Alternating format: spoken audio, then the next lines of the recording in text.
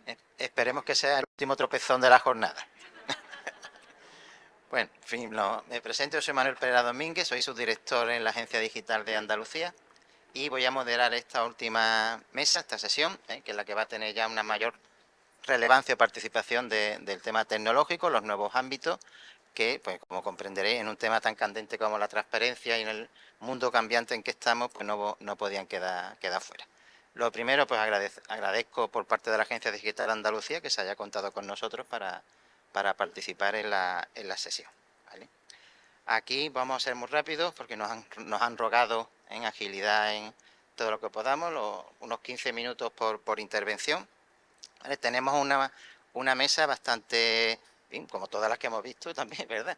Pero la verdad que muy orientada hacia el mundo universitario. Es importante la participación de la Universidad Andaluza en estas materias. También tenemos aquí una representación ya de lo que es la propia nuestra Administración Junta de Andalucía.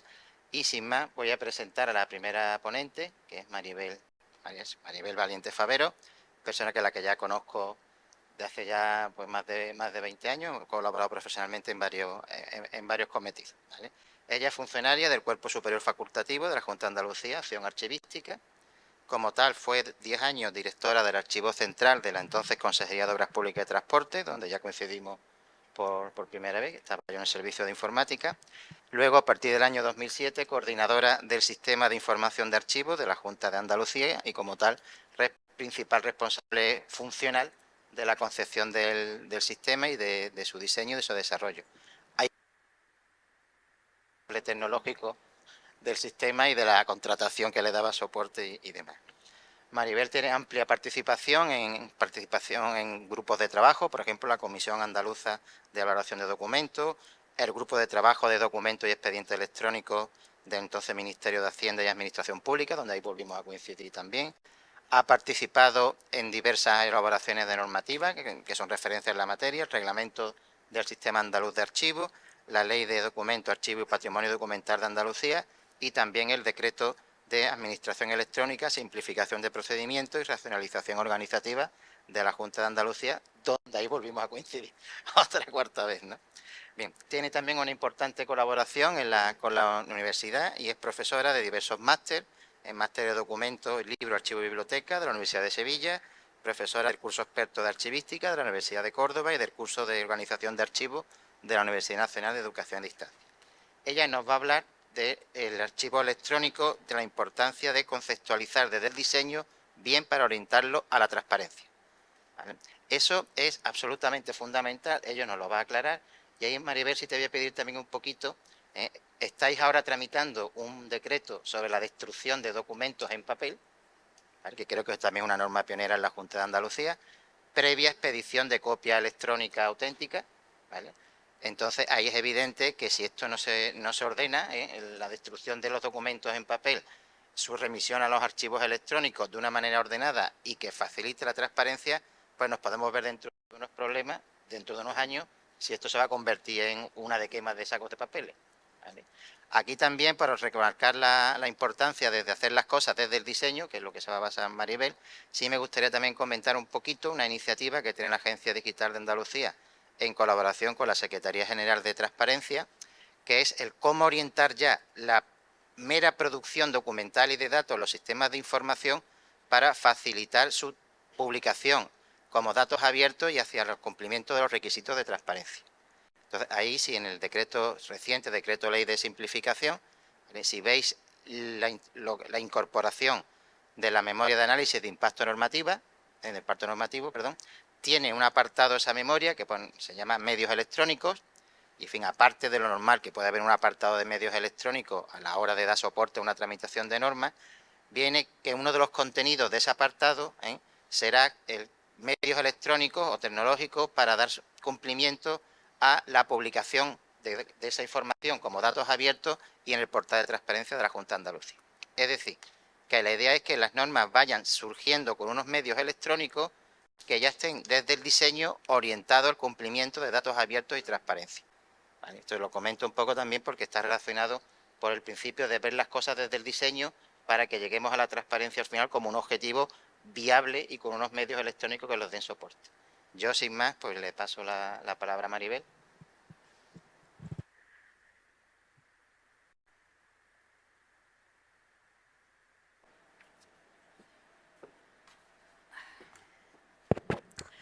Bueno, pues en primer lugar estoy encantada de estar aquí, la verdad muy agradecida por la oportunidad de, desde el ámbito en el que trabajo y porque creo que sin pecar de pretenciosa voy a abordar la condición de posibilidad en buena parte de la transparencia en tanto y cuanto que la actuación de la transparencia en los poderes públicos se centra o se articula mediante estos dos conceptos, lo que es la publicidad activa y el acceso a la información pública. Y que cuando hablamos de información pública nos estamos refiriendo pues al contenido de los documentos, cualquiera que sea su formato. Voy a ir un poquito rápido, como voy proyectando los comentarios, las diapositivas, pues simplemente voy haciendo un resumen. Decía que una de las formas en la que la transparencia de la actuación de los poderes públicos se articula es, pues, como la propia ley dice, a través de la publicidad activa y el acceso a la información pública, entiende por información pública los contenidos, la información contenida en los documentos, cualquiera que sea su formato, soporte, etcétera. Por tanto, podemos entender que no hay posibilidad, no hay transparencia si no hay acceso a la evidencia. La evidencia de la actuación de los poderes públicos por antonomasia es el documento público, pero no es solo que exista la evidencia, sino que además se posibilite el acceso a la evidencia y que además, como se indica, se recoge en uno de los principios de la propia ley de transparencia, que esa evidencia tenga garantizada que tenga garantizada su veracidad en el sentido de virtud de la información pública que debe ser cierta, exacta, asegurando que procede documentos respecto de lo que se ha verificado su autenticidad, fiabilidad, integridad, disponibilidad y cadena de custodia. Claro, decir todo esto lo planteo en el contexto actual, tiene sentido en el contexto de una administración que funciona electrónicamente. Entonces, pensar en la transparencia del diseño, como ha comentado Manolo, a que por cierto no le he agradecido sus palabras, porque es verdad que por la premura, pero que es un compañero de viaje en este viaje por la función pública y creo que nos unen muchas preocupaciones en común, pues plantear la transparencia del diseño básicamente viene a resumirse en la posibilidad de permitir crear documentos públicos que sustenten o que manifiesten o que pongan en evidencia la actuación de esa actuación de los poderes públicos en los cuales se garantice su autenticidad, fiabilidad, integridad, disponibilidad y cadena de custodia. A esto llegamos mediante la posibilidad de generar diseños que realmente permitan tener esas evidencias, aplicar a esas evidencias todos los procesos de gestión documental que lo acompañan a lo largo de su vida durante la fase de tramitación y que permitan su inclusión su ingreso en el archivo electrónico único como lugar en el que se puede garantizar con respecto a los expedientes, a los procedimientos finalizados, todas estas características que antes he comentado. Los mecanismos para llegar a esto, o sea, para que lleguemos a la transparencia del diseño, entendiendo por diseño todos estos aspectos que comentaba antes, los tenemos. Los tenemos en la Ley 7/2011 de documentos, archivo y patrimonio documental, ya se esbozó, lo tenemos en el acuerdo de gobierno por el cual se aprobó la política de gestión de documentos de la Junta de Andalucía 2017, que como sabéis todo es una obligación que se estableció en el Real Decreto 4/2010 para todas las administraciones públicas, porque ahí se regula todos los aspectos relacionados con ese funcionamiento electrónico de la administración. Lo tenemos en el decreto 622 y lo volvemos a tener, /19, perdón, en el decreto ley 3/2004 que se acaba de publicar con respecto a la simplificación administrativa. Lo tenemos en el decreto, en la ley 7/2011, desde el punto de hora que ya en la propia ley contempló que para garantizar que la producción de documentos electrónicos válidos conforme al artículo 2670 de la Ley 39 de 2015, bueno, pues estableció estos aspectos que estamos viendo aquí resumidamente. Ya en la propia ley se contempló la necesidad de que en el diseño de los documentos se incorporaran esos elementos necesarios, o sea, que esa visión diacrónica de la gestión que aporta la gestión documental estuvieran contemplados desde el diseño a la hora de modelar un procedimiento y a la hora de definir los documentos que forman parte de él. Se estableció, se contemplaba también en la ley, pues, la existencia de un registro de sistemas de información de la Junta de Andalucía para controlar, para tener conocimiento de esas fuentes de la producción documental. Y se previó que las técnicas de gestión documental pues se establecieran desde el origen, desde el propio diseño de todos estos aspectos relacionados con la producción de los documentos que pueden permitir, que son la fuente por la cual luego podemos permitir ese acceso o ese ejercicio de transparencia.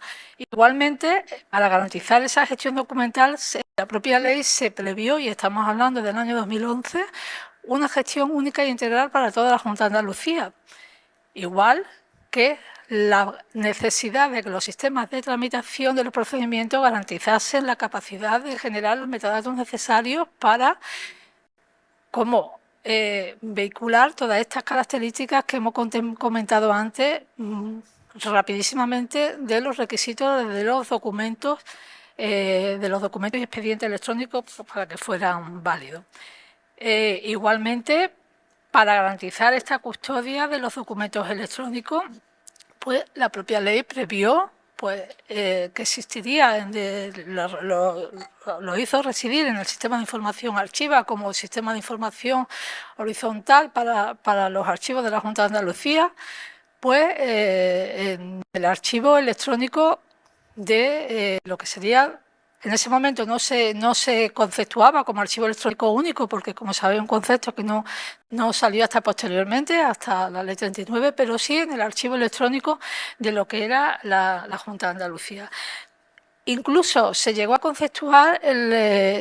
modificar el concepto de archivo de oficina para hacerlo adecuar a los sistemas de información que tramitaran, con una preocupación, el que estos, si en tanto que los expedientes se conservaran en esto, estuvieran en la fase procedimental y hasta que no se remitiesen al archivo estuvieran en esos sistemas se tienen que dotar de los requisitos necesarios para garantizar los requisitos que hemos visto antes, que es un principio básico de la ley de transparencia. Igualmente, contemplaba el sistema de información Archiva como ese sistema horizontal, artículo que ha sido recientemente modificado en el decreto ley 3/2004, que ha llegado a precisar su concepto. Con el concepto de archivo electrónico único siempre ha habido cierta imprecisión por la propia definición que da el decreto 203 y /21 y la propia 39/2015, pero bueno, en este decreto pues ya asentó ese concepto en el sentido de que es en el sistema de información Archiva donde se residen todos estos servicios y funciones que dan lugar, que permiten la gestión y recuperación de los documentos y por tanto lo que es el archivo electrónico único de la Junta de Andalucía. Posteriormente, en lo que es el propio decreto 622, que no solo no ha sido derogado por el decreto ley 3/2024, sino que además ha sido en cierta forma reforzado en algunos aspectos. Bueno, pues ya en este decreto se contempla la gestión documental como una forma de garantizar el objetivo principal, que es disponer de documentos y expedientes de los cuales se pueda predicar su autenticidad y su integridad y por tanto sean susceptibles de aplicar sobre ellos estos aspectos que estamos hablando de la transparencia.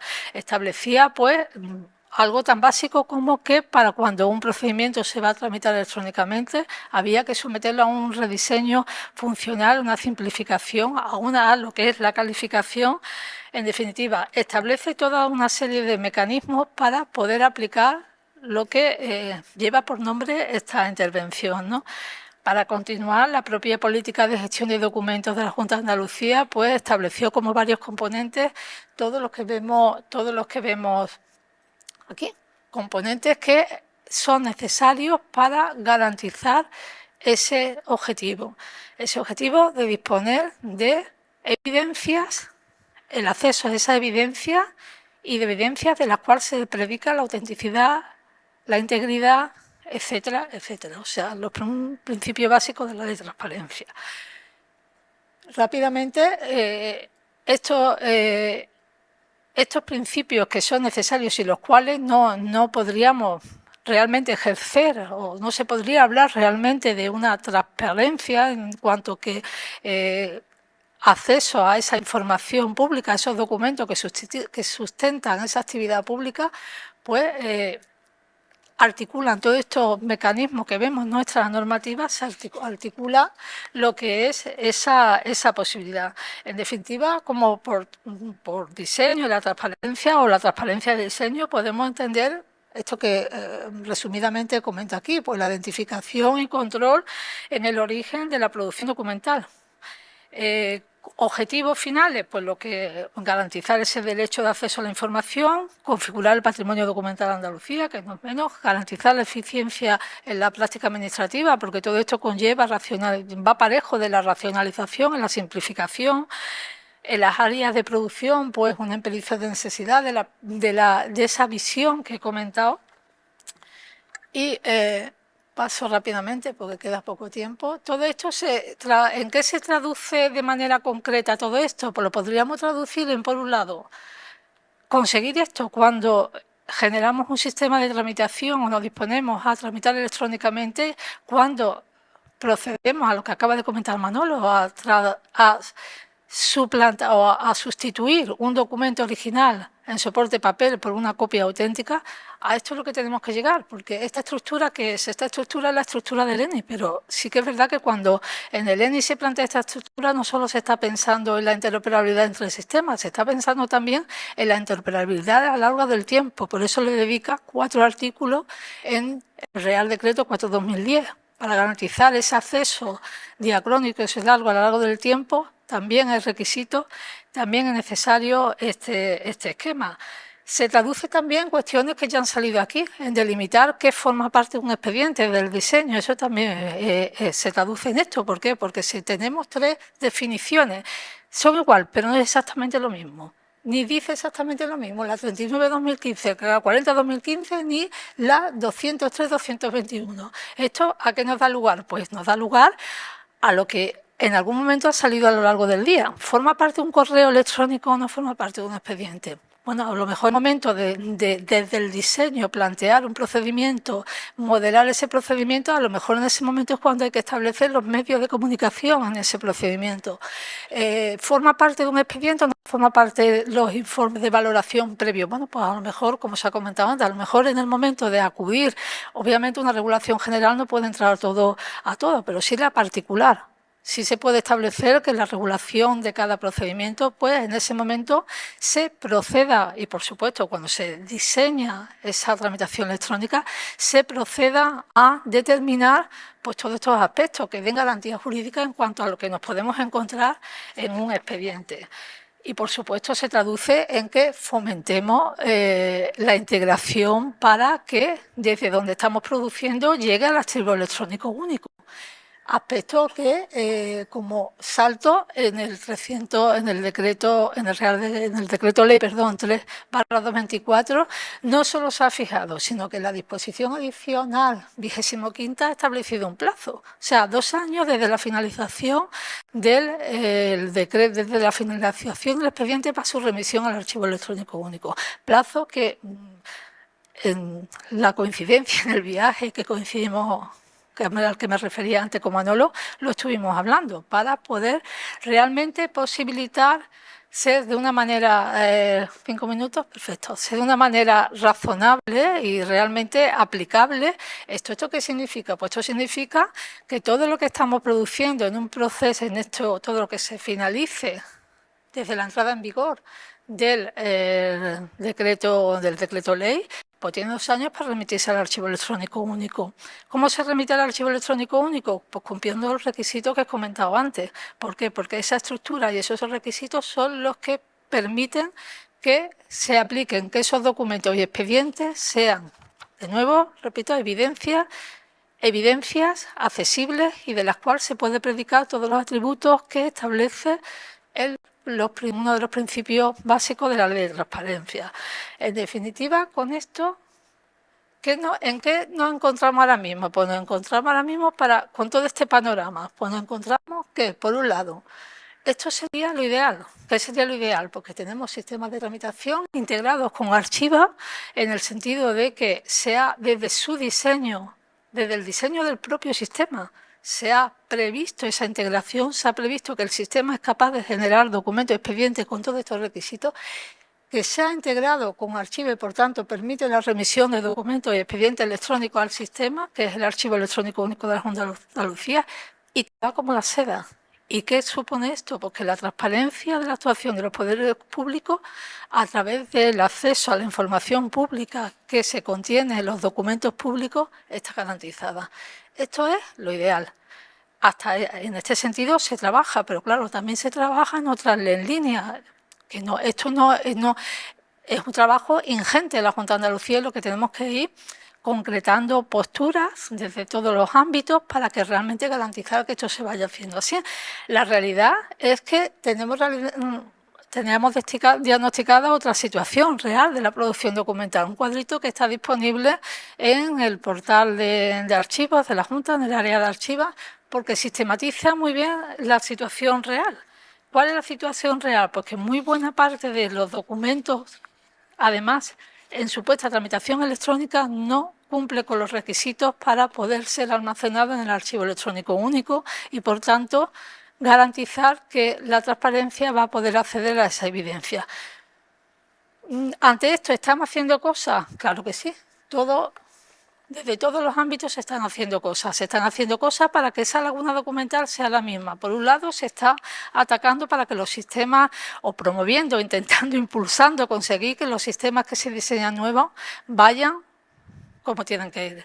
Por otro lado, intentando abordar las realidades de distintos proyectos. Un proyecto, aquí tenéis varios, 3 casos, un proyecto muy interesante, pues el que consiste porque realmente es el núcleo más peligroso, que es el que tiene el nivel muy alto, que es en el que hay un porcentaje muy altísimo de procedimientos, en el que todo el mundo está súper tranquilo porque tiene sus documentos y si además aplica el maravilloso trabajo de la comunidad de práctica Carpe Diem, los tiene ordenados en su carpeta de red, pero los tiene en su carpeta de red sin ninguna integridad, para que esos documentos realmente contemplen y sean unas evidencias dignas de poder aplicar sobre ellas para que actúe la transparencia, tienen que llegar a Archiva. Hay un proyecto estupendo que llevamos de la mano de la unidad de automatización inteligente. Ya engarzo quizá con uno de mis compañeros de mesa. ¿Por qué? Porque nos está ayudando a esos documentos que están en esas carpetas de red,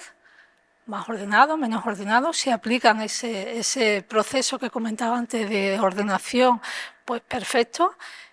Está ayudando de forma masiva a convertirlos en expedientes susceptibles de ingresar en el archivo electrónico. Con eso lo que conseguiremos será reducir esa laguna documental respecto de la cual la transparencia se podrá ejercer. De otra manera, como apuntaba Manolo, sin todas estas cuestiones difícilmente se podría ejercer. Y bueno, ya me han indicado 0, me queda aquí y bueno, para cualquier duda, pues lo siento, pero he intentado hacerlo lo más rápido posible. Cualquier duda, pues nada, a vuestra disposición. Muchísimas gracias.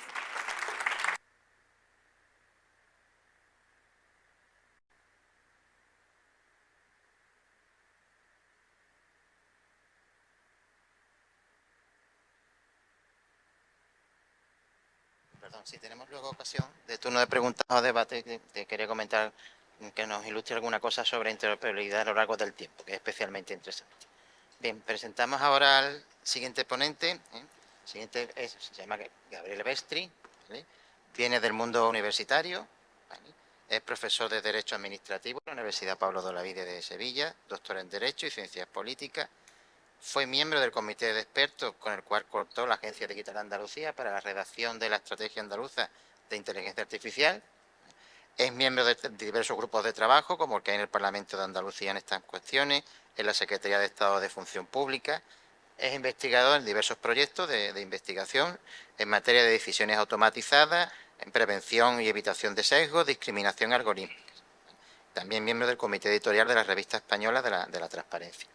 Él nos va a ilustrar sobre la importancia también, incidiendo otra vez desde el diseño, en esta materia, lo que es el derecho al acceso al código fuente y la transparencia algorítmica en los sistemas de inteligencia artificial, como base para evitar la opacidad y la desprotección de la ciudadanía ante lo que todos intuimos que se nos va a venir encima, no ya quizá tanto en el mundo de la administración, que también, pero de una forma más con más prevención, pero sobre todo en el sector privado.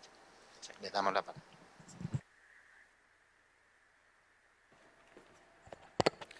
Bien, pues buenas tardes a todos y a todas. Muchísimas gracias, Manolo, y bueno, también quiero agradecer obviamente a María Ángeles por traerme aquí, aunque vivo en Sevilla, pero pues tuvo la amabilidad de invitarme y bueno, y sobre todo también a todas vosotras y vosotros que, bueno, os habéis aguantado no solo hasta las 6:20, sino que estaba haciendo cuenta que en 2 días pues ya va a empezar el verano.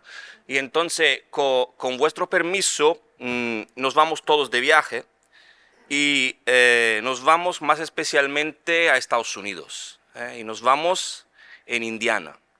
¿Por qué nos vamos allí? Porque allí, y los que les voy a contar no es una anécdota, sino es una historia real. En un pueblo de Indiana, hace un tiempo, pues nace una niña que se llama Sophie, y Sophie tiene pues la mala suerte de nacer con una gravísima parálisis cerebral, parálisis que le impide poder hablar, relacionarse por lo tanto con sus padres, paulatinamente vaya creciendo, le impide sentarse, hacer los movimientos típicos de cualquier niño o niña, y también, sobre todo, pues le impide también esta parálisis poderse alimentar. Y evidentemente, pues esto, como todos podemos imaginar, es un problema porque corre peligro su vida. Y entonces, afortunadamente, los padres de Sophie, concretamente su padre, estaba trabajando y entonces el sistema sanitario de Indiana pues le reconoce lo que conocemos como el Medicaid, ¿no? Una especie de seguro, por decirlo de alguna forma, y es una noticia muy buena. Y es buena noticia porque este dinero que le pasan a través del Estado de Indiana, pues le permite, en primer lugar, tener un tratamiento de fisioterapia que le permite posteriormente poderse sentar. Tiene la posibilidad de adquirir entre 300 y 400 palabras que le permiten evidentemente poderse relacionar con sus padres a su manera, pero se relaciona, y también le permite esta ayuda que le pongan una sonda directamente en el estómago con la cual pues se puede alimentar. Por lo tanto, algo tan negativo, aunque sigue siendo una vida un poco, digamos, difícil, pero se le había planteado la muerte de esta niña, bueno, pues con esta ayuda empieza a tener no una vida normal, pero de alguna forma pues bastante mejor a la que había tenido hasta este momento. Se da, lamentablemente, la casualidad de que su padre pierde el trabajo. Y de repente un día a esta niña, no al padre, y voy leyendo textualmente, pues le llega una carta donde esta carta de forma muy escueta dice lo siguiente: le vamos a suspender, eliminar la ayuda del Medicaid por esta justificación. Lo vuelvo a decir, lo leo textualmente para que no haya duda: falta de colaboración para verificar el cumplimiento de la legislación o normativa relativa a los ingresos. Le llega a la niña, no a los tutores legales, en este caso a su padre. Y de hecho esto es lo que ocurre. Esta frase que acabo de mencionar no es solo una frase dedicada al caso de Sophie, sino que es una frase muy recurrente. Es decir, llegan otras muchas cartas con estas afirmaciones relacionadas con la incapacidad de poder controlar la parte legal, administrativa, y por lo tanto que ésta desemboque en la verificación de los requisitos económicos. Se descubre que esta frase es recurrente porque poco tiempo antes habían automatizado el sistema.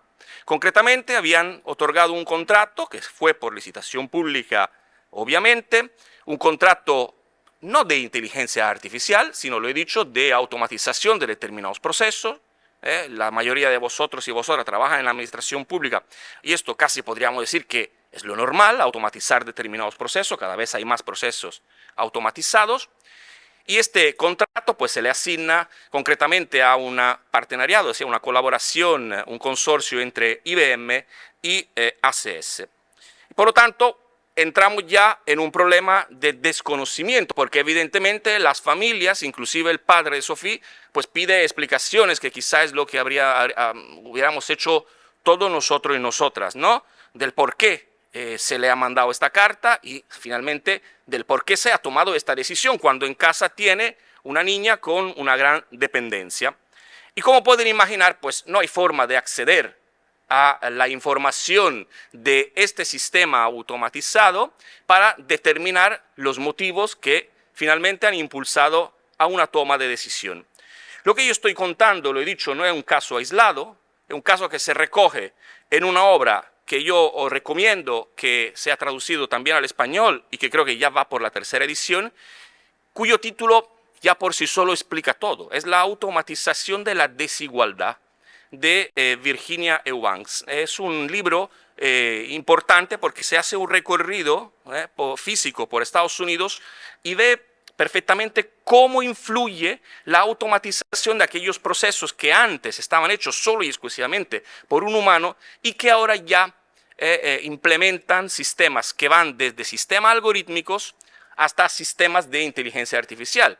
Deberíamos un poco también utilizar un lenguaje común porque a veces lo que se confunde es un mero sistema algorítmico que todos tenemos aquí, porque todos tenemos un teléfono móvil y en la calculadora de nuestro teléfono móvil utiliza un algoritmo, pero evidentemente pues no es un sistema de inteligencia artificial.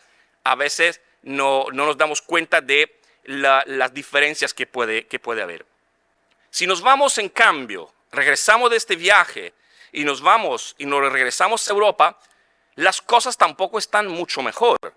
Vosotras sabéis que en España sí tenemos unas cuantas herramientas que ya se están utilizando, que utilizan algoritmos, que utilizan sistemas de inteligencia artificial. Lo estábamos también hablando antes durante la comida. Todos conocemos muy probablemente lo que ha ocurrido con el caso Bosco y la Fundación Civio, acceso al código fuente.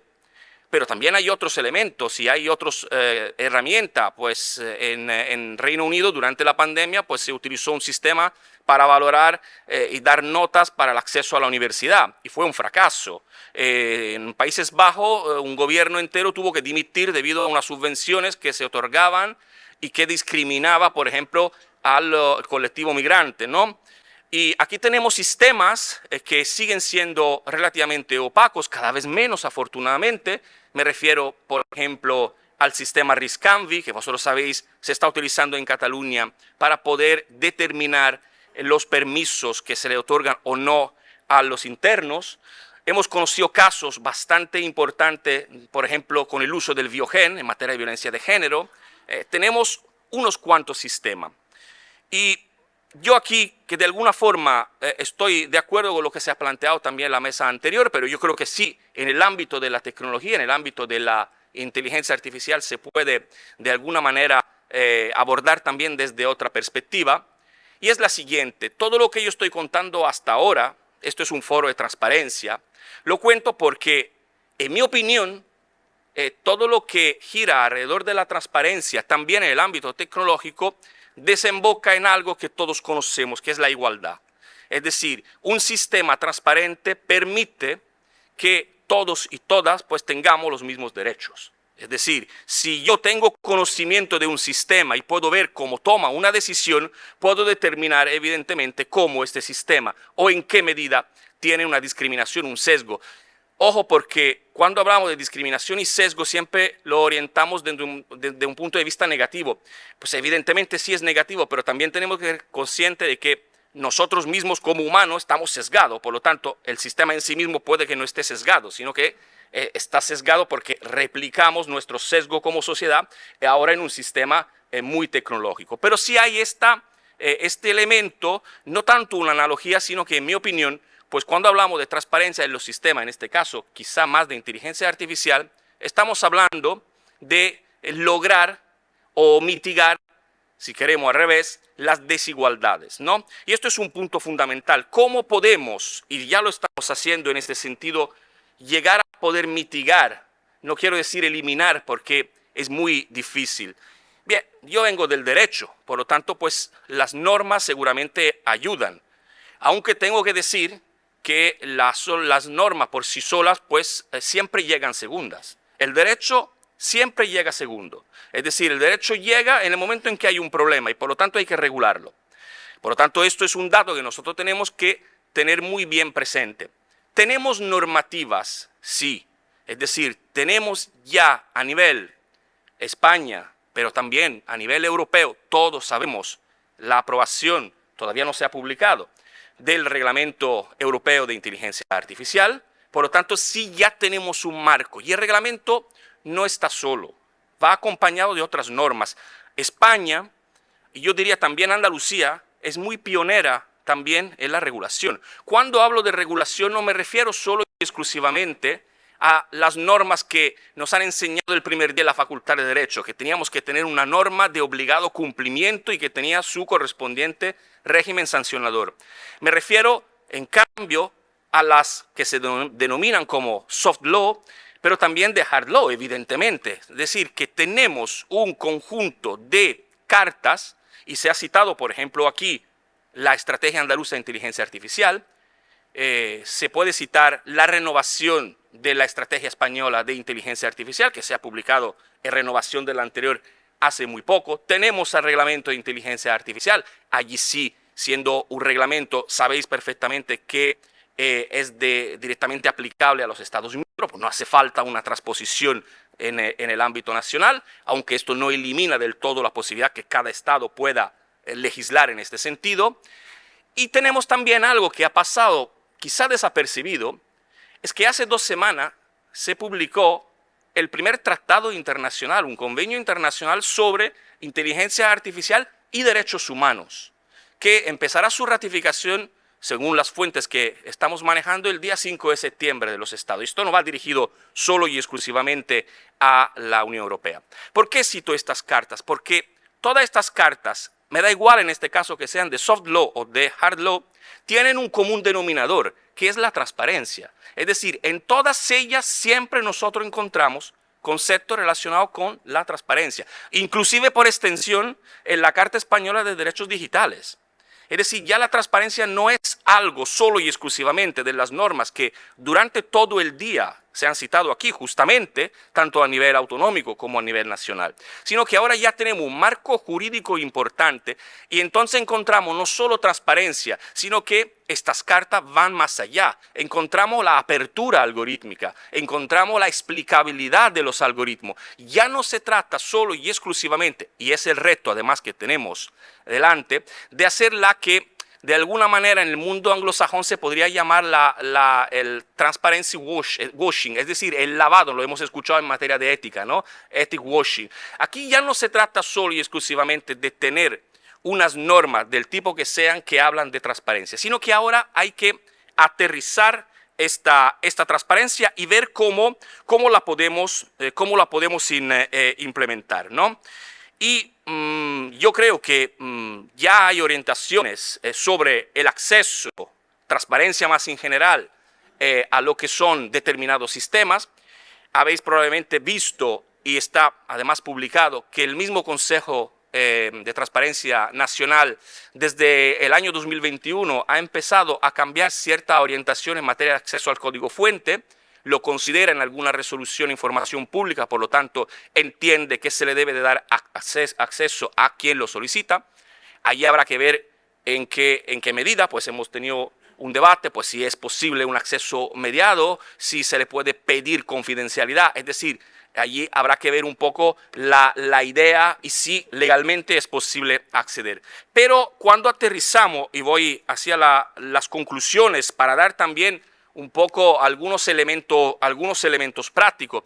Me pregunto cómo podemos lograr, ¿no?, mitigar esta opacidad, y hay distintas formas, ¿no? Perfecto. Hay distintas formas. En primer lugar, aquí se ha mencionado a lo largo del día, ¿no?, el tema de la contratación pública. Si por un lado tenemos normas, entre comillas, nuevas de gestión de la opacidad, de las incidencias que pueden tener sistemas de inteligencia artificial, también no nos podemos olvidar de las normas que no son específicas de inteligencia artificial, pero que nos sirven perfectamente. En materia de contratación de sistemas digitales, de sistemas de inteligencia artificial, la ley de contratos públicos, la ley 9 de 2017, yo creo que es bastante clara sobre el hecho de que hay que dar acceso a la hora de hacer los pliegos técnicos y administrativos, hay que reflejar el hecho de que evidentemente pues me tienen que otorgar aquellas informaciones que me permitan poder explicar y conocer el sistema. Estoy hablando de cuando la administración adquiere un sistema, que por cierto, hasta la fecha, la administración pública en general, siempre hay administraciones más virtuosas, no es productora de sistema de inteligencia artificial, compran sistema de inteligencia artificial. Por lo tanto, la parte de contratación pública tecnológica es fundamental. Pero también hay otros elementos, y se ha citado también precisamente antes con la compañera, ¿no? La transparencia desde el diseño. Esto es importante. Es decir, tenemos que crear o solicitar que se creen sistemas de inteligencia artificial alrededor de la transparencia, no al revés, porque que si no seguimos con sistemas opacos, porque no podemos adaptar un sistema que no nace transparente a las normas de transparencia. Fíjense que esto, ¿dónde se puede hacer? A finales de año de 2023, sabéis que se ha publicado el Real Decreto sobre la creación de los sandbox, de las cajas de arena, es decir, los espacios de pruebas de estos sistemas. Bien, allí también no solo se tendrán que probar desde el punto de vista tecnológico los sistemas, sino que también es precisamente el espacio donde poder verificar si un sistema es transparente cuando desde su diseño hasta todo el ciclo de vida, que de hecho esto es lo que dice el artículo 8 del convenio del Consejo de Europa que citaba antes, durante todo el ciclo de vida del sistema, no solo y exclusivamente en el arranque del sistema. Y por último, y con esto termino, y lo digo además porque precisamente esta semana, el lunes, estaba también presente el director Jesús Jiménez del Consejo de Transparencia y Protección de Datos de Andalucía. Presentamos en el seno del observatorio, yo soy el presidente del Observatorio Sector Público de Inteligencia Artificial, presentamos quizá uno de los primeros informes sobre la armonización de las reglas que deberían de tener los registros públicos de algoritmos. Es decir, la creación de un registro público de algoritmo es prioritaria a la hora de poder hablar de verdad de transparencia de un sistema algorítmico. Y simplemente para que ustedes tengan una idea, hemos identificado 8 y lo voy simplemente a citar, ¿vale? Y no hay, el informe es público, por lo tanto lo podemos entregar, pero cuando se crea un sistema de inteligencia artificial y se quiere que este sistema aparezca en el registro público de algoritmos, en primer lugar, debe de existir algo tan sencillo como la descripción del sistema. Actualmente existen registros públicos de algoritmos, pero cada cual pues, hace registros según lo que entiende mejor. La idea, en cambio, es dotar a este sistema, inclusive a la administración pública, de reglas, ¿no?, armonizadas para que precisamente los ciudadanos puedan entrar en cualquier registro y encontrar la misma información. Descripción del sistema, que identifiquen los datos de entrada y las bases de datos que se utilizan para entrenar el sistema. Las especificaciones del diseño, cómo se ha diseñado este sistema. Pero también entendemos que es importante la supervisión humana. Por lo tanto, pues en el momento en que siempre hay una persona, o debería de haber una persona que le pueda dar al famoso botón de apagado, porque si pasa algo malo, el sistema no se va a parar, el sistema sigue. Acuérdense del caso de Sofía. Allí hubiese sido muy interesante que una persona humana que está por detrás le pudiera dar al botón, le hubiese podido dar al botón de apagado y por lo tanto ya encauzar el caso de Sophie como otros en otra dirección. ¿Cuáles son los impactos de los sistemas de inteligencia artificial sobre los derechos fundamentales, sobre los derechos humanos, dice el Convenio Europeo? Y simplemente citando los últimos, indicación de los riesgos y mitigación de los conceptos relacionados con la ciberseguridad. En el caso de la Fundación Civio y el sistema Bosco, finalmente iba por esta dirección. Y por último, dos cuestiones, los procesos de revisión y actualización. El sistema de inteligencia artificial es dinámico, no es estático, no es un producto que se crea y ahí se quede. Pues no, esto va ampliando su base de datos, va, por lo tanto, potencialmente ampliando los sesgos que puede producir. Y, evidentemente, pues el acceso público a toda esta información. Son solo algunos de los criterios que, desde la experiencia que estamos teniendo, sobre todo, y lo dice el nombre del observatorio, trabajamos casi exclusivamente con el sector público, y son estas, además, las exigencias que debemos de trabajar porque así nos la transmiten distintas organizaciones públicas. Muchísimas gracias.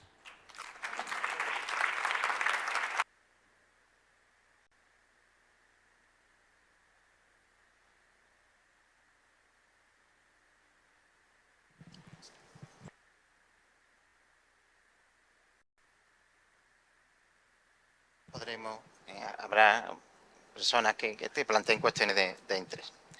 Bien, vamos a terminar con el tercer ponente.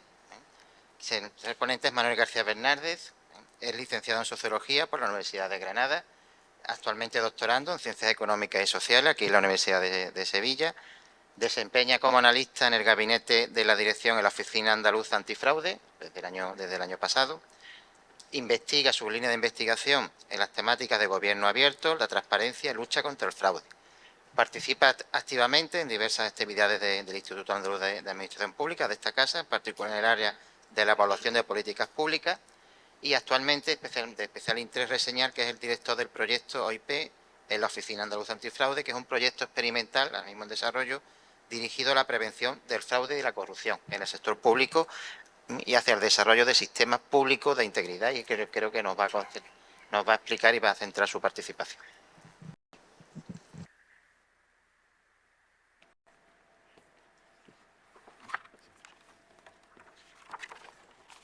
Bueno, ya no sé cómo daros las gracias, porque sigáis aquí. Gracias a los organizadores, gracias a las autoridades, gracias a María Ángeles también, gracias al Instituto Andaluz de Administración Pública. Bueno, yo voy a hablar principalmente de este concepto, voy a tratar de explicar un poco en qué consiste este concepto que va a ser cada vez más, va a estar cada vez más presente en nuestras vidas y en nuestro trabajo. Hay una ola que probablemente llegue en los próximos 4, 5, 6 años y esa ola ya hay quien se está mojando los pies. Por ahí hay algunas personas de algunas entidades ya de la Junta que ya están, de hecho, que participan en este proyecto piloto que estamos lanzando desde la oficina. Bueno, lo primero, como digo, voy a tratar de explicar un poquito en qué consiste este concepto de integridad y, sobre todo, en qué consiste de manera más operativa, es decir, cómo podemos trabajar con ella, ¿no? And I want to say this to the television audience. I made my mistakes, but in all of my years of public life, I have never profited from public service. I've earned every cent.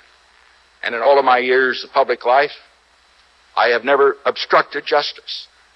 And I think, too, that I can say that in my years of public life, that I welcome this kind of examination, because people have got to know whether or not their president's a crook. Well, I'm not a crook. I've earned everything I've got. President. Claro, hablando de efemérides, se cumplen 50 años de la dimisión de Nixon. El caso, el escándalo Watergate, que además ha permitido que pongamos ya o sea, que utilicemos este gate, ¿no?, como añadido a cualquier caso así de escándalo político. Y él dice, y me parece muy interesante cuando él dice que no es un corrupto, porque él todo lo que tiene se lo ha ganado hasta el último céntimo. Claro, el escándalo Watergate, no sé si lo conocen un poco por encima, pero además digamos, lo que disparó el caso que fue el robo de documentos en la sede del Partido Demócrata, pero vino acompañado de una investigación que se amplió y que incluyó, entre otras cosas, el acoso y las presiones a funcionarios, acoso y presiones a opositores políticos demócratas, o el uso de dinero de un origen desconocido en la financiación de la campaña presidencial de Nixon. Pero bueno, él dice que no se llevó dinero a su bolsillo, con lo cual él dice que no era un corrupto. Y yo creo que tiene razón. Yo creo que tiene razón porque los conceptos también los vamos cambiando con el paso del tiempo y porque probablemente la definición de corrupción que había en los años 70 no es la que tenemos hoy. Y de hecho, lo que voy a proponer es que nuestra definición de corrupción se amplíe gracias al concepto de integridad. Decía Kaufman, que es un economista muy conocido, que ha trabajado mucho en temas relacionados con el fraude y la corrupción, que no se puede luchar contra la corrupción luchando contra la corrupción. Y lo que viene a decir es que hay que ir a las causas subyacentes de la corrupción, que no podemos ir solamente a rebufo con un palo diciendo, ay, que lo has hecho mal, voy por ti, sino que debemos de ir un poquito a la raíz de esos problemas. Esto yo creo que es una norma que prácticamente la podemos aplicar en casi todo en la vida, ¿no? Vamos a buscar siempre el origen. Entonces, si tenemos una definición mínima de integridad, que sería la ausencia de fraude o de corrupción, ¿vale? Que sería Nixon diciendo, yo no me he llevado nada a mi casa. Lo que vamos a plantear es una definición más amplia, o lo que estamos planteando desde la Oficina Andaluza contra el Fraude y la Corrupción es ampliar esa definición, no solo nosotros, la definición ampliada de integridad es algo que ya se está trabajando y ahora voy a decir precisamente quién. Si solo entendemos la corrupción como un daño económico, solamente vamos a perseguir conductas. Si entendemos la integridad, como una política transversal que refuerce los comportamientos éticos entre los empleados y los servidores públicos, pues ahí vamos a poder adelantarnos y trabajar previamente al incumplimiento. Luego os diré cómo. En esta definición, por ejemplo, que también me gusta, de Anderson y Aniquiarico, dicen que se considera corrupción no solo aquellos actos en beneficio propio, sino aquellas acciones que afectan los valores de la buena administración. Si ya cogemos esta definición y analizamos el caso de Nixon, ya sí nos sale peor, ¿vale? Pero bueno, tampoco soy partidario de hacerlo porque las cosas también hay que medirlas con la óptica de su tiempo.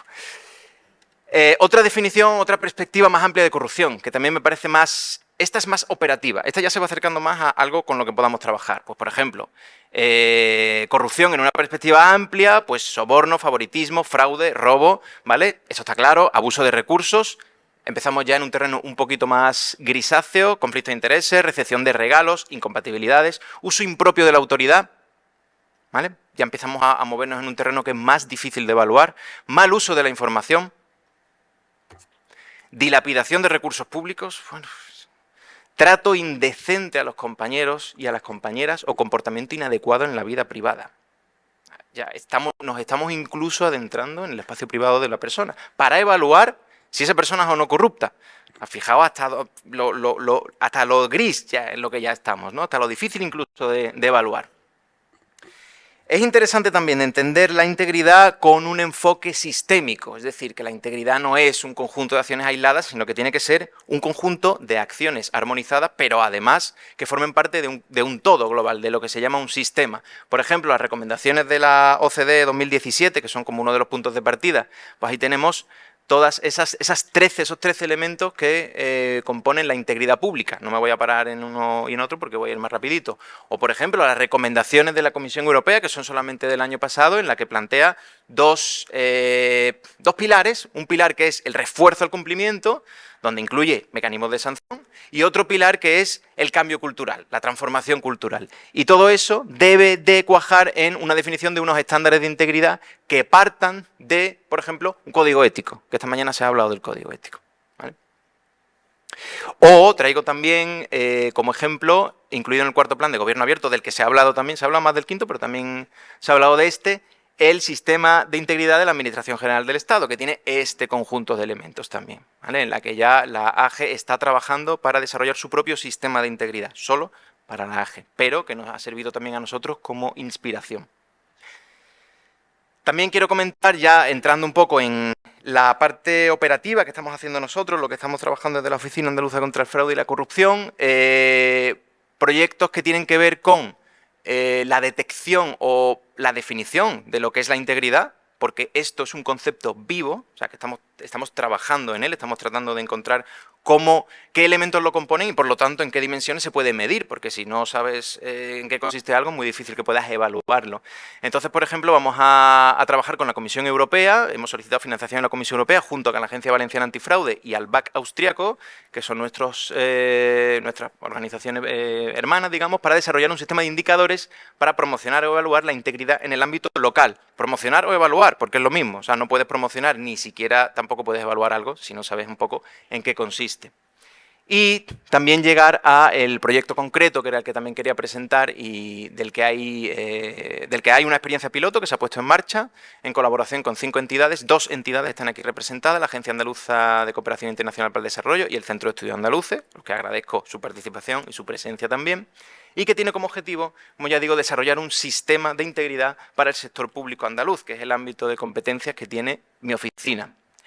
Se trata, en resumen, en una herramienta para resolver dilemas que sobrevengan en el desarrollo del servicio público. O sea, se trata, como ya digo, de adelantarse al comportamiento, no ya doloso, sino simplemente al comportamiento inadecuado que se puede llevar a cabo con una solución de problemas, como con una caja de herramientas que permita resolver esos dilemas que puedan aparecer.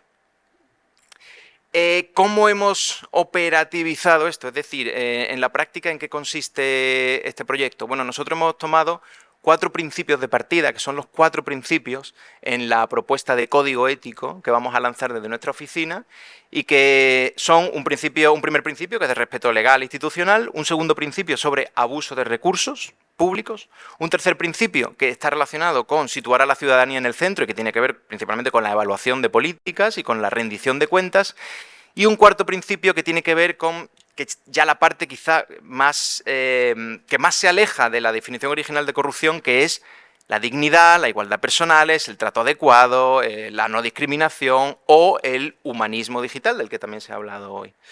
Entonces, partiendo de esos 4 principios, hemos trazado una ruta hacia las conductas observables. Esa rueda de integridad parte en su círculo más interno, tiene los 4 principios, y hemos tratado de ir descomponiéndolo en todos esas posibles conductas o esos posibles ámbitos donde puede surgir no el comportamiento inadecuado, el dilema, la duda. Y, bueno, pues hemos llegado hasta 4 niveles de desagregación, en el que, bueno, no voy a entrar en todas, pero, por ejemplo, que la ausencia de canal de denuncia, que las publicaciones, la información publicada sea deficiente, las solicitudes se responden con demasiada tardanza, un poco de todo. Eso para cada una, ¿no? Eso para estos 2 ámbitos, para los otros 2 ámbitos. O sea, tratar de llegar a una definición que permita trabajar y nos permita a nosotros trabajar con las entidades para mejorar para desarrollar sus mecanismos de integridad y mejorar su servicio. Y si eso era el qué, el cómo lo hacemos, bueno, pues en primer lugar partimos de una autoevaluación, en esa fase estamos en la experiencia piloto ahora mismo, evaluamos también la capacidad de carga, los recursos que tiene la entidad, es decir, que esto no se trata de ahogar en papel ni mucho menos a las entidades que colaboran y que quieren desarrollar su sistema de integridad voluntariamente, sino al contrario, acompañarlos a que lo hagan con el mayor éxito. Evaluación de riesgos, esto ya empieza a sonar porque es un poco el diagnóstico o el recorrido de cualquier planificación. Se parte de un diagnóstico, se evalúan los riesgos, matrices de impacto-probabilidad, donde podemos evaluar el nivel de riesgo que tiene cada actividad de las que desarrollan, y a partir de ahí se pone en marcha un plan que trata de dar una cobertura la mayor posible a todos esos riesgos que se detectan, o por lo menos a los más graves. Y posteriormente se entra en una fase de verificación en la que la oficina no actúa solamente por sí misma, sino que tiene un panel de personas expertas que van a acompañar, algunas de las cuales han estado hoy aquí, que van a acompañar a hacer esas verificaciones, y finalmente acaba con un proceso de acreditación en la cual la oficina pues acredita, certifica que efectivamente se ha desarrollado un plan y se ha puesto en marcha este plan. Todavía, ya digo, es un proyecto en el que estamos todavía desarrollándolo. Vamos a incluir una web, vamos a incluirlo en nuestra propia web, donde habrá también una intranet para las entidades participantes, se puede solicitar la participación. El que haya una solicitud de participación no quita que nosotros nos movamos proactivamente e intentemos que más gente se sume. Y bueno, va a haber también una parte de información pública sobre las entidades que participan, pero también sobre esto, claro, esto lo tendremos al final, cuando ya tengamos una verificación que haga la oficina, tendremos también la posibilidad de baremar o de evaluar con unos baremos que estamos diseñando también su nivel de desarrollo de la integridad de acuerdo a estos 4 principios, ¿vale? Por los que hemos optado en instrumentalizar o en operativizar la integridad. Y bueno, simplemente ya por un acto de reconocimiento, las 5 entidades pilotos, que estamos a la espera de que se sumen 2 más, esperamos confirmarlo en los próximos días, pero las 5 entidades piloto que se han sumado a este proyecto, o sea, las 5 entidades que se han sumado a este proyecto piloto, son estas 5 que veis ahí, y bueno, esperamos que sea un proyecto también de aprendizaje mutuo, de co-creación y de todas esas cosas, pero quería agradecerles porque también nos va a servir a nosotros para ir mejorándolo. Como resultados esperados, queremos que se desarrollen planes de integridad, queremos que haya más planes de integridad, no solamente planes antifraude, sino planes de integridad que incluyan planes antifraude, pero que amplíen ese concepto, o sea, ser un poquito ambiciosos en este asunto. Queremos también mejorar los indicadores de integridad en Andalucía. Una vez que tengamos indicadores de integridad, pues ser capaces de evaluar y de ver cómo efectivamente hay una tendencia positiva en que cada vez más entidades del sector público van mejorando en la integridad. Y también confiamos en que a largo plazo esto suponga un aumento de la confianza en las instituciones por parte de la ciudadanía que como sabéis, barómetro tras barómetro muestra baja confianza, especialmente en algunas de las instituciones de nuestra democracia, lo cual es una cosa que debería preocuparnos mucho más de lo que nos preocupa. Así que nada, muchísimas gracias.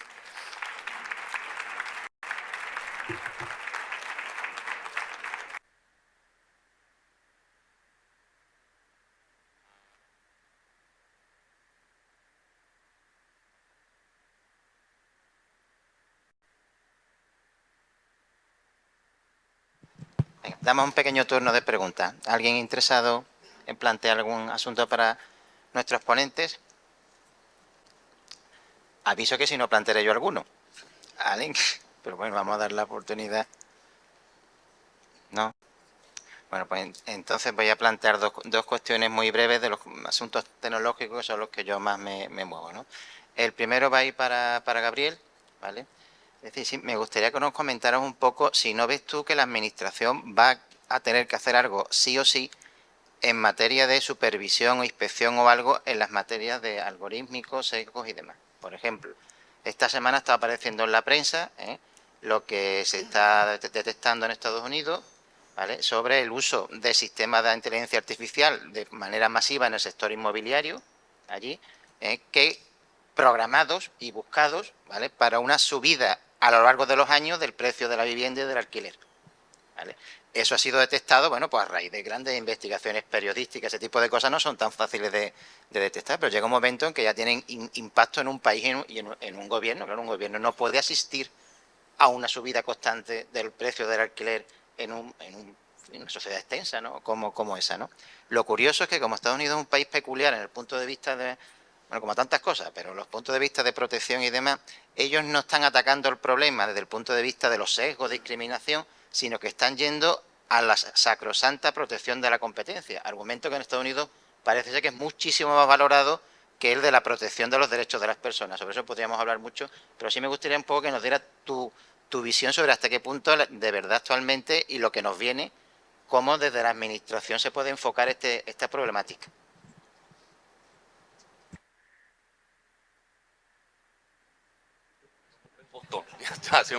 Hacemos mejor. Tanta tecnología y no encontramos el botón del micro. Sí, bueno, a ver, algunas cuestiones sueltas, ¿no? Y luego cada uno en casa la va juntando para tener una respuesta. Primero, riesgo cero no existe. O sea, la introducción de sistema de inteligencia artificial en el ámbito público, como en el ámbito privado, riesgo cero no existe. Por lo tanto, pues sí, evidentemente es muy fácil decir que la administración pública, el sector público, las organizaciones, pues tienen que supervisar sus propios sistemas, que yo creo que sobre esto estamos todos de acuerdo. Otra cosa distinta, lo diré después, es ver cómo lo pueden hacer. Ahora, el sector público tiene un problema, un problema muy, vosotros que trabajáis en distintas organizaciones lo sabéis mucho mejor que yo. Y me explico con un ejemplo. Todos hemos comprado en plataformas como puede ser Amazon. Ahora, Amazon tiene un almacén, probablemente habéis visto algunos vídeos, que prácticamente está casi totalmente automatizado y robotizado. Porque allí funciona todo y no se están planteando problemas relacionados con aplicación de robotización y automatización que en cambio sí se plantean en el sector público. Es así porque ellos han creado el entorno y el contexto alrededor de lo que es el sistema de automatización. Es decir, ellos partieron desde cero y dijeron, vamos a querer algo totalmente automatizado. Todo el ecosistema que gira alrededor de nuestra automatización lo vamos a crear, pero el pilar principal es la automatización. Esto no ocurre en el sector público, eso no puede ocurrir en el sector público. Nosotros ya tenemos un ecosistema público. Por lo tanto, ahora lo que estamos haciendo es dar pasitos para que pues, se pueda implementar sistema de inteligencia artificial. Es decir, ya tenemos un ecosistema, no tenemos que crear nada. Esto para la introducción o para la que podríamos definir más en general la transformación digital aplicando sistema, en este caso inteligencia artificial, es un verdadero reto. Hay un tercer elemento que esto sí yo creo que es beneficioso. Yo lo estuve planteando hace bastante tiempo y me miraban mal, debo decir. Ahora veo que ya no me están mirando tan mal, ¿no? Y lo planteaba antes de que tuviéramos, por ejemplo, el reglamento de inteligencia artificial. Y el planteamiento es el siguiente, para responder a lo que tú estabas preguntando sobre los controles, quién puede hacerlo. Yo creo que podemos traer una enseñanza del Reglamento General de Protección de Datos. Las administraciones deberían, digo deberían porque ya sabemos que no todas las organizaciones tienen un delegado o una delegada de protección de datos, pero deberían de tenerlo, ¿no? El delegado de protección de datos, entre otras cosas que hace, es acompañar a su propia organización en la aplicación de las normas relacionadas con la protección de datos, que sean las normas nacionales o que sea el Reglamento General de Protección de Datos. ¿Por qué me miraban mal? Porque yo planteo la posibilidad, ahora que tenemos una norma y sabemos lo que se puede o no se puede hacer, aunque sabéis que el reglamento de inteligencia artificial en realidad lo que hace es regular el mercado único en materia de inteligencia artificial, pero bueno, tenemos una norma y tenemos otras cartas. ¿Por qué no pensar de crear una figura que se podría llamar delegado de protección algorítmica? Porque esto es el problema que va a tener la administración pública. Las organizaciones públicas en línea general no van a tener problemas de implementación de un sistema de inteligencia artificial. ¿Por qué? Porque allí va un comercial y le vende un producto que supuestamente funciona bien. Pero sí van a tener el problema de supervisar y de recibir acompañamiento a la hora de aplicar las normas sobre un sistema que tienen implementado.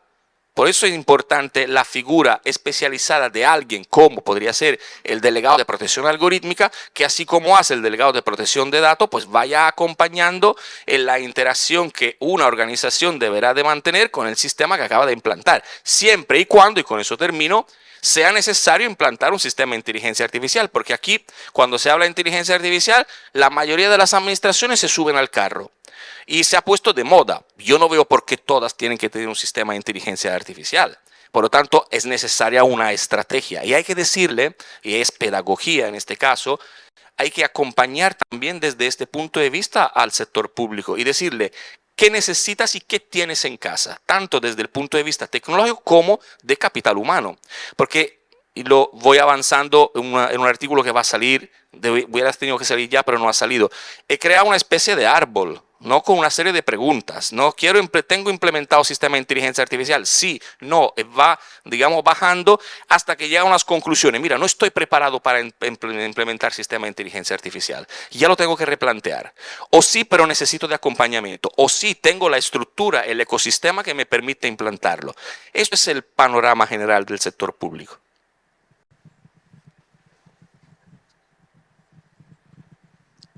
Muchas gracias, Gabriel. Muchas gracias, Gabriel, por tu respuesta. La siguiente cuestión se la voy a plantear a Maribel Valiente.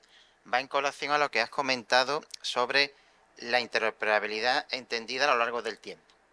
Entonces, a ver si ya los que tenemos un bagaje informático, yo voy a contar mi propio caso, ¿no? Yo empecé haciendo producción documental, vamos a llamarlo así, ¿vale? En un software que se llama el WordStar 3.0, no sé si por aquí queda alguien que lo conoce. Luego pasé a un WordPerfect 5.0, ese ya creo que alguno tiene que conocer. De ahí a un WordPerfect 5.1, que eso fue la bomba, eso tuvo una expansión incluso en la propia administración nuestra, gigantesca. De ahí pasé a un WordPerfect 6.0, ese tuvo menos éxito, pues ya era en Windows, y ya nos metieron en las primeras versiones de Word, y de ahí ya LibreOffice, Office, en fin, todo lo que se quiera, ¿no? Eso en sí. Eso en diversidad de soportes físicos que van desde el disquete de 5 1/4 de doble densidad, de alta densidad, de 3,5, CD regrabable, etcétera. O sea, mi preservación de la interoperabilidad a largo plazo es bajísima. Pues ya no tengo, de hecho, casi ni el software ni nada. Bien, en el caso de nuestra administración, ¿vale? ¿En qué ves tú que el archivo electrónico único se está preocupando de esta interoperabilidad a largo plazo? Es decir, esta ingente cantidad de PDF y ficheros de todo pelaje que vemos por todos sitios en aplicaciones informáticas de versiones de todo tipo, formatos de toda clase, etcétera, etcétera. Cuando eso ingrese o ingeste en el archivo electrónico único, ¿qué va a suceder? O sea, dentro de 20 años hay medidas, el archivo va a implementar medidas, esas firmas electrónicas se van a poder ver, vamos a poder... ¿Cómo preveo, cómo va a atacar el archivo electrónico único ese tipo de cuestiones? Bueno, yo veo una solución parcial, pero evidente es la adopción masiva de estándares, ¿no? Pero por otra parte, me imagino que el archivo tendrá unas políticas y aparte también es necesario que todo esté almacenado en el archivo electrónico único a perpetuidad, porque entiendo que tampoco. Entonces me gustaría conocer un poco la visión del archivo electrónico desde el punto de vista de la interoperabilidad a largo plazo. Bueno, empiezo por el final. Obviamente no, porque uno de los principios básicos y además de manera concreta incluso es un método de calificación, es que en el archivo electrónico único los criterios de conservación deben de operar. O sea, no todo tendría por qué ingresar en el archivo, igual que ocurre en soporte papel. No todo ingresa en el archivo central. Por eso es tan importante un aspecto fundamental que se lleva a la fase del diseño como es la calificación del procedimiento. Es necesario saber si un procedimiento que se tramita electrónicamente tiene que ser conservado, si se agota en sí mismo y al año no es ya necesario, por lo tanto se queda en el sistema, o si tiene que conservarse durante un periodo de tiempo. La calificación ahí es fundamental, por eso el decreto 622 metía como principio una de las obligaciones que cuando un procedimiento en soporte papel, porque el papel sí que lo soporta todo, o casi todo, en el momento que se va a tramitar electrónicamente, lo primero que tiene que hacer es, si no está calificado, calificarse, para saber precisamente eso que tú estás comentando. Eso por un lado. Bueno, y sin que decir tiene con respecto a las carpetas de documentos elaborados con herramientas ofimáticas. Ahí sí que hay que hacer una labor previa de calificación, es una labor propia de la gestión documental para identificar realmente aquellos procedimientos en los que hay la necesidad y merece la pena merece la pena en el sentido jurídico de que hay que hacer, o sea, de que hay obligación de conservarlo, para identificar realmente cuáles son esos procedimientos que deben de transformarse para poder ingresar en el archivo electrónico. No es sin ningún tipo de ¿cómo se dice?, de priorización. Hay que priorizar. Eso en relación a lo que tiene que ingresar o no, porque aquí vuelven fantasmas del pasado. Hubo una época en que había que reivindicar que los archivos no entraban todos los documentos y que había que en el archivo debía de almacenarse, debía de ingresar lo que realmente tenía que ingresar en el archivo. Con el soporte electrónico ocurre igual. Y luego, con respecto al tema de la obsolescencia a lo largo del tiempo, claro, Ahí porque era útil el formato ENI, porque es una medida de, digamos, salvar esta cuestión. Por supuesto, cuando entra, por ejemplo, en este tipo de agrupaciones, por llamarlo de alguna manera, de expedientes elaborados con distintas herramientas, no pueden entrar, no pueden ingresar en el archivo electrónico. Tienen que convertirse, hacer ese proceso de conversión para adaptar ese formato conforme a la norma técnica de interoperabilidad e ingresar en el archivo electrónico. Si no, no ingresa, si no, no es posible que ingrese. De cara a largo plazo, una tarea que tiene pendiente la Junta de Andalucía es contemplar elaborar, que está previsto en la propia política de gestión, elaborar su propio plan de preservación, que no lo tenemos elaborado en la Junta de Andalucía. Ese plan de preservación nos va a hacer falta, todavía estamos soportando estar sin él, pues porque los ingresos y las remisiones al archivo electrónico único son prácticamente nulas, se están preparando ahora mismo para ingresar. Por eso lo comentaba al principio, lo fundamental que es este tema, y es una llamada de atención porque realmente pone en compromiso el ejercicio de la transparencia de aquí a poco tiempo. O sea, esto no es algo, es que es una realidad, es una realidad. Entonces, podemos soportar durante un tiempo prudencial, 2 o 3 años, no tener ese plan de preservación, que será el tiempo que a lo mejor tardaríamos en redactarlo, pero es algo a lo que la Junta de Andalucía se tiene que enfrentar ya. Se tiene que enfrentar ya.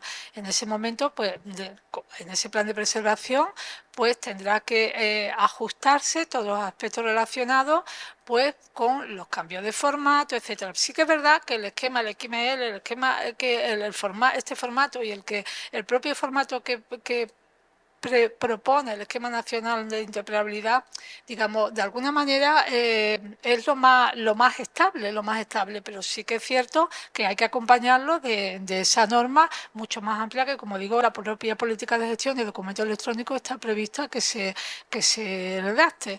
Pero en definitiva, sí reivindico de una manera muy intensa los aspectos relacionados con la calificación y con la valoración. Fundamental, fundamental, fundamental. Muchas gracias, Maribel. Y voy a terminar con una cuestión. Ay, perdón, hay una por aquí. ¿Hay alguien que quiera? Sí. Venga. Hola, buenas. Maribel Valiente ha hablado de la normativa y el cumplimiento de la obligación de conservación de los expedientes administrativos. El archivo único debe incluir también los expedientes PIDA. ¿Cómo se conservan? ¿Cómo se incluyen en ese archivo único? Los expedientes PIDA administrativos de resolución de información pública de transparencia. Del sistema PIB. Expediente electrónico que se gestionen en el sistema PIB. ¿Cómo se enviarán al archivo electrónico? En ese sistema, disculpad porque no oiga bien, pero es que tengo audífonos y a veces no me llega bien ay, perdón, ahora no te iba a llegar a ti. Claro, ¿cómo llegan? Pues es la imagen que mostraba. Ese sistema se tiene que integrar con Archiva, no solo se tiene que integrar, ese sistema tenemos que identificar si está cumpliendo la normativa, que por eso que tenemos instrumentos, todos los que he citado, para saber si está produciendo los expedientes electrónicos que transmita conforme a esa normativa. Eso es lo primero. Segundo, opción 1. Conforme al decreto 622. No solo conforme al decreto 622, sino conforme al esquema nacional de interoperabilidad, si produce un expediente formato ENI, en definitiva, y conforme a la política de gestión, es decir, produce un expediente electrónico que además se ha dotado de todos los metadatos obligatorios que se establecen y con el formato y estructura que estas dos normas, en particular la norma técnica de interoperabilidad de documentos y expedientes electrónicos, establece. A partir de ahí, lo siguiente es provocar la integración de ese sistema con Archiva.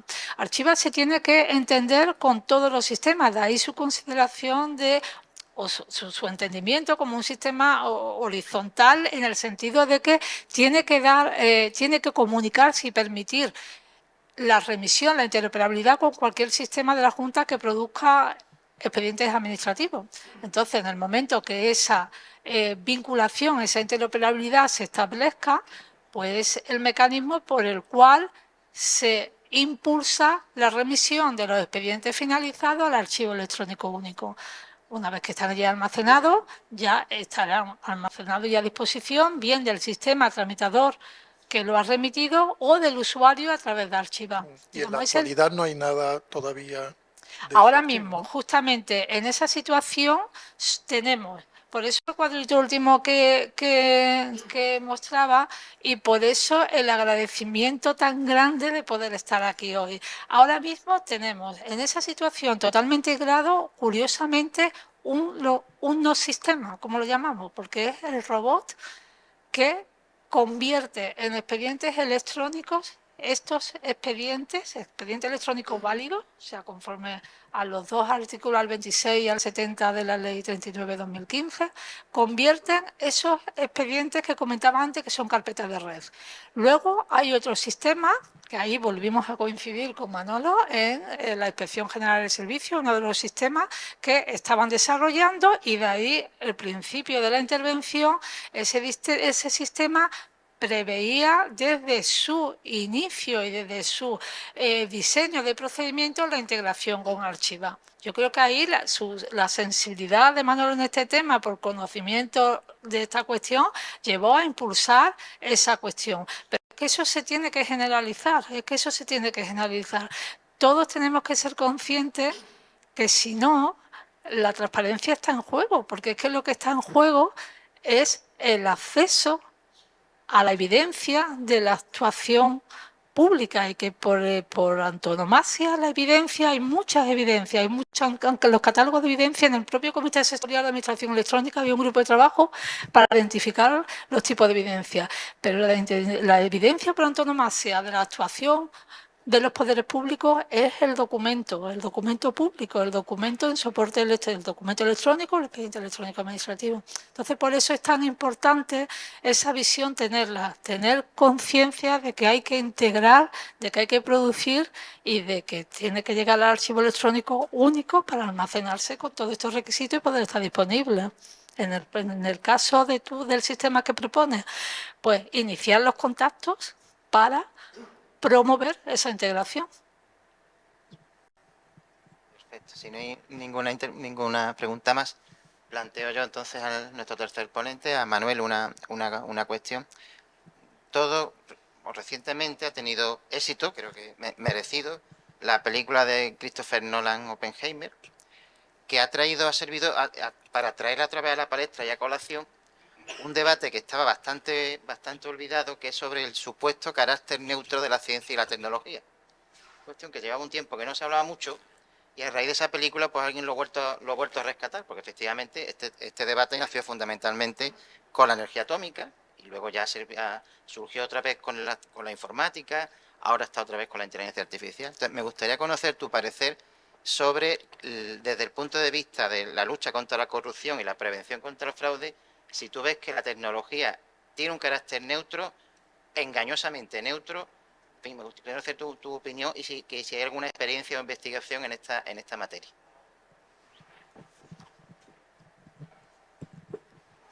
Bueno, yo creo que seguramente no, porque la tecnología al final o está desarrollada o se pone en práctica por personas que tienen un corpus ético que va a depender también mucho de la cultura a la que pertenezcan. Es decir, que al final yo creo que la tecnología también refleja la ética compartida que tenemos como sociedad. Por eso precisamente yo creo que en la prevención contra el fraude es más efectiva, es más eficaz porque es más barata, y es más efectiva porque lo que trata es de cambiar esa definición ética que tiene nuestra sociedad, o sea, de hacer una transformación cultural y no tanto de ir, como decía antes, persiguiendo siempre conductas. Yo no creo que haya casi nada neutro, o sea, porque no hay nada que exista en el vacío, sino que al final todo de alguna manera es un producto humano, y como humanos también desarrollamos una cultura que a la que a la vez nos exponemos y que nos educa. Entonces, siempre al final somos de alguna manera el reflejo de lo que es nuestra sociedad. O sea, no creo que seamos ninguno ni tan libres ni tan especiales.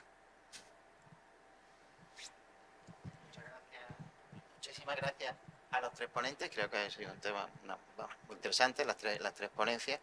Y bueno, procedemos a la clausura. ¿Vale?